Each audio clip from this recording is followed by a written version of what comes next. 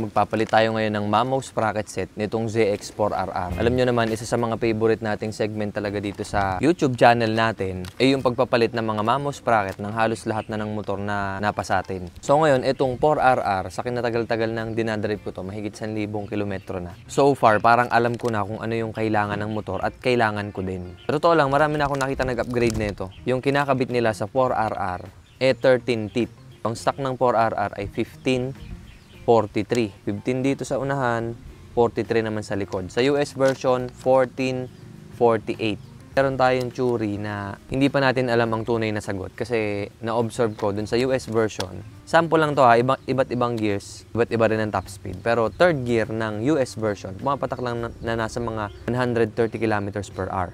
Kumpara dito sa atin na Philippines version na pumapatak na 190 kph o pagpalagay natin mga 185 kph at third gear ang top speed niya. Ngayon, since ito naman i-upload ko rin dito sa YouTube, tama na mapag-usapan natin to kasi pag ganun ang changes, hindi yun dahil sa sprocket. Kasi alam naman natin, di ba sabi nga sa inyo kanina, ang sprocket ng 4RR ng US ay 1448. Dito naman sa Pilipinas ay 1543. Kalayong magkalayo yan, magkaiba ng gear ratio yung dalawa na yan.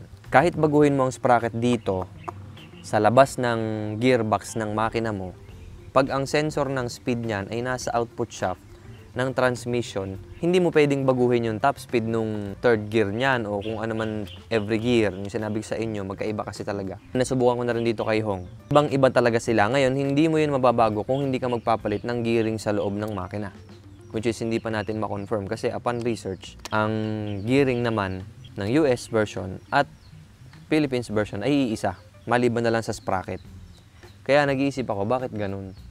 May binago ba sila sa speedometer, sa calibration ng speedometer, or may iba talaga sa loob ng gears? Di natin alam.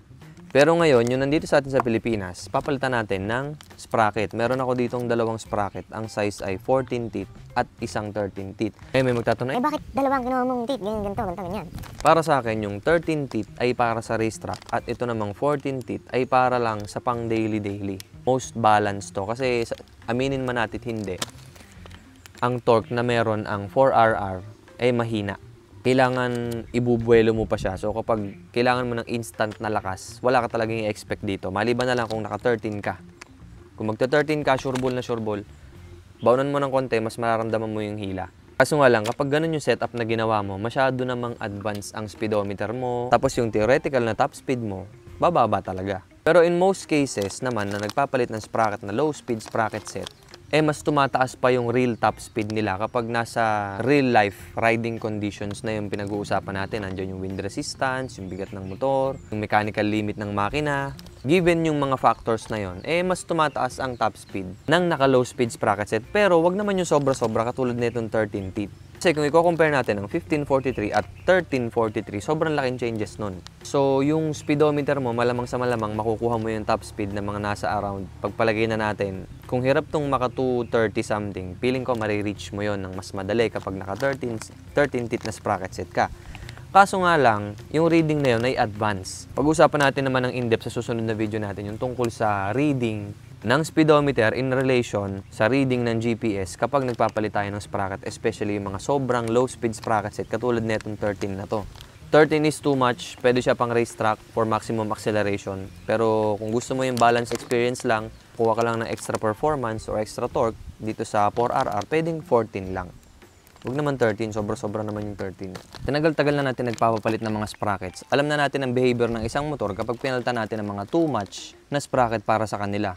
Nandyan yung sobrang high speed na sprocket at sobrang low speed na sprocket na sa tingin ko, dito sa 4RR, ma-apply din natin. Yung 4RR naman kasi malakas na itself kung stock lang ang pag-uusapan. Kahit hindi ka na magpalit ng sprocket, sa totoo lang, kung marunong kang gumamit ng tamang RPM, hindi mo na kailangan palitan ng sprocket set to.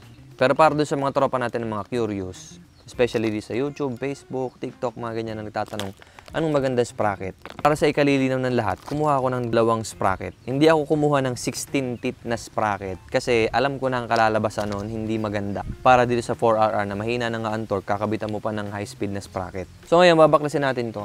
Sasabay na rin natin ang adjust yung kadena natin kasi maluwag na yung kadena ko. Tama-tama. Sa mga gusto mag-DIY dyan, pwede yung palitan ng sprocket nyo. Kayo matakot. Ayan, 8. Isa. Ito pa yung isa. Okay. Ayun, 3 pala. Meron pa palang isa. Ano nakatago? Whoopsie! Ayan. Moment of truth. Ilan ang teeth? 15 teeth. Dito naman sa likod ay RK yan na 43 teeth. Baligtad lang ha. Pitpitin natin yan para pumantay. Tapos kakalsin na natin yung malaking nut na yan. Simple lang yan.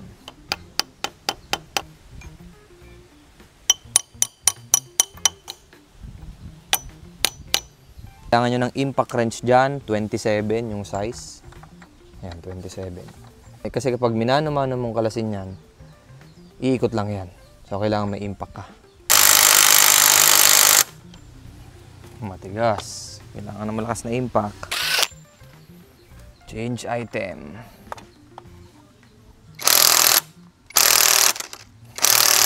Lobat naman. Ano ba yan? Nice. Diba?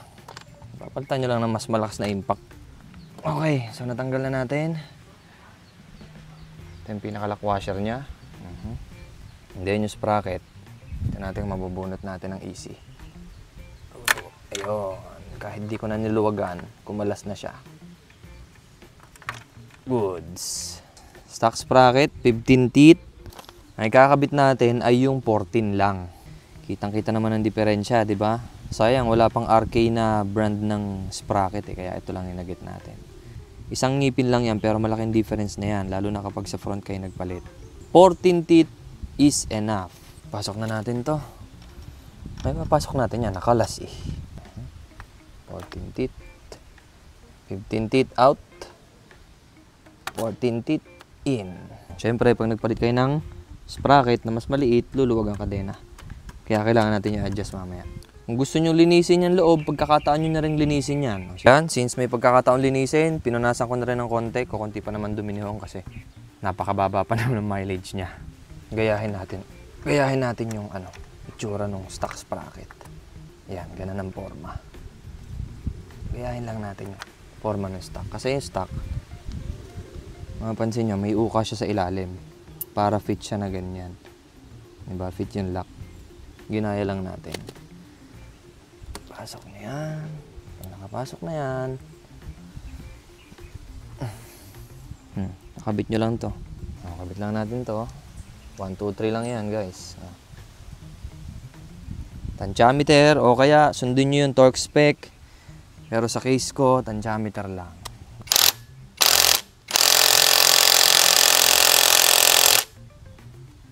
Alright. Aangatin lang uli natin to para siya na yung mag-lock.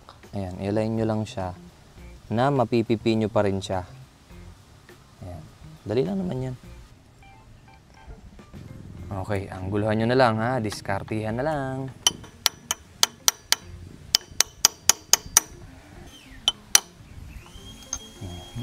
Alright, tapos na, pipi na. Yan, napipi na natin. Yan lang pinaka-importante sa lahat.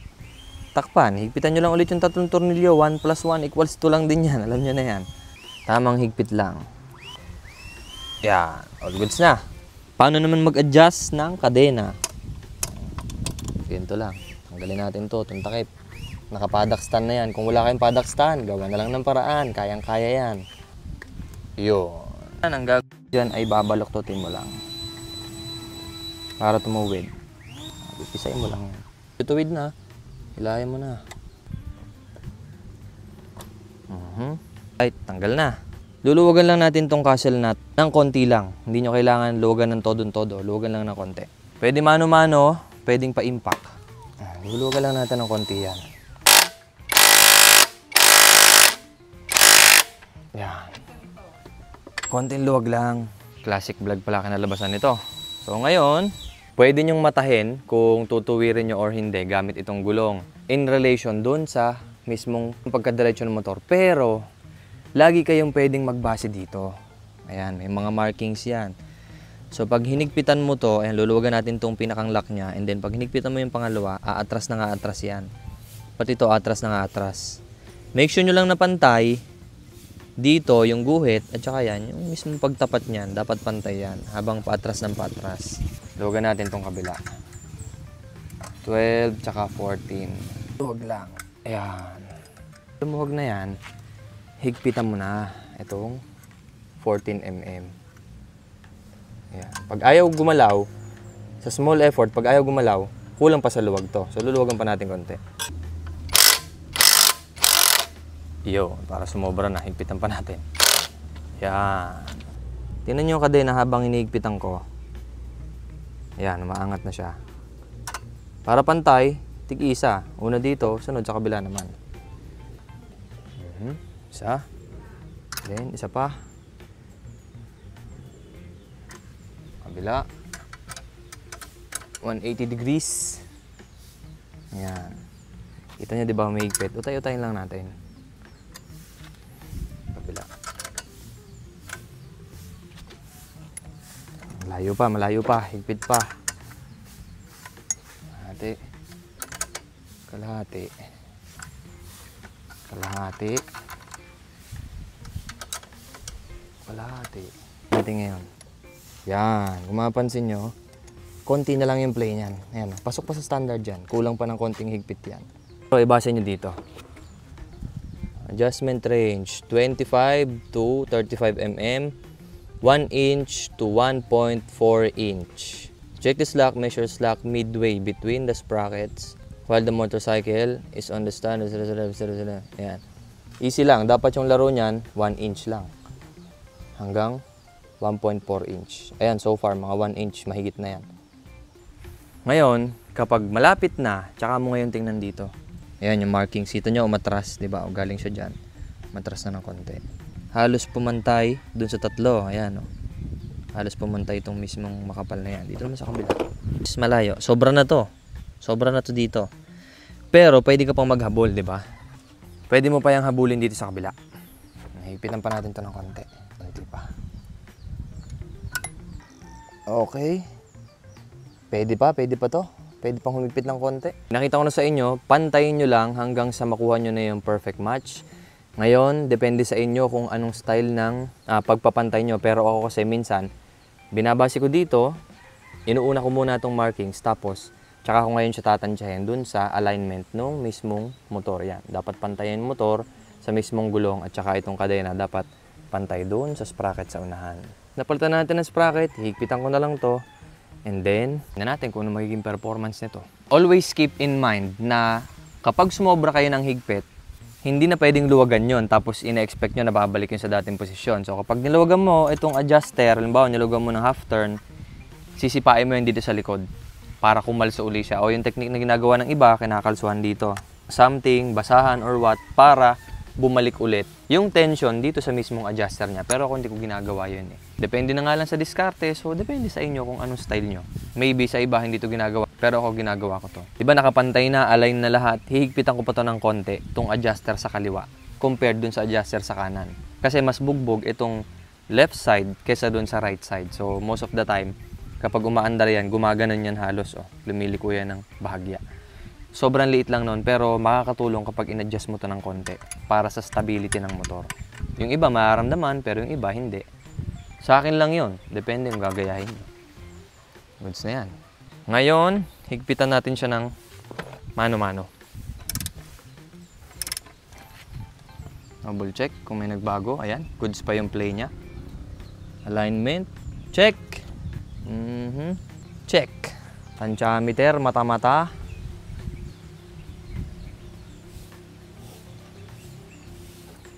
Check.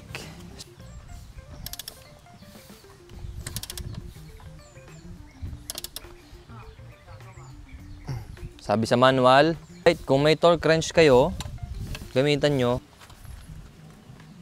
For safety purposes, ibaba nyo muna sa paddock stand bago nyo isagad yung torque. Mahigpit naman na yan, goods na yan. Ngayon, higpitan lang natin tong adjuster. Ibig sa inyo, yung extra higpit ko dito ng konti. Ayan. And then, ilock na natin.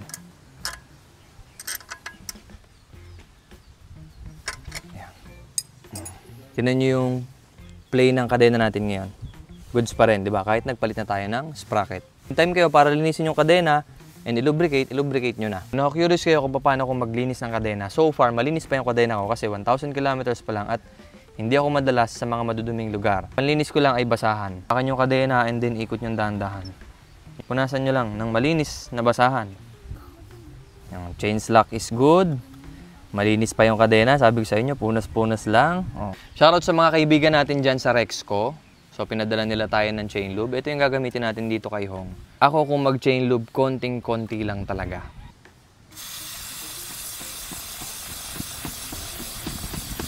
Alright. After spraying, punas ulit. Hindi tayo papayag na sobrang dami ng langis kasi magtatalsikan yan sa gulong.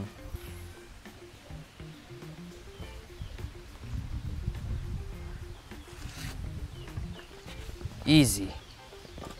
Easy. Ipitan natin. Sobrang taas pala ng torque spec nito. Itong tinanggal natin kaninang lock, pasok lang natin yung diyan. Pag kailangan pitpitin, okay lang. Pumasok na. Baluktutin ulit. Ayan, baluktot na. Ibalik ang takip. Alright.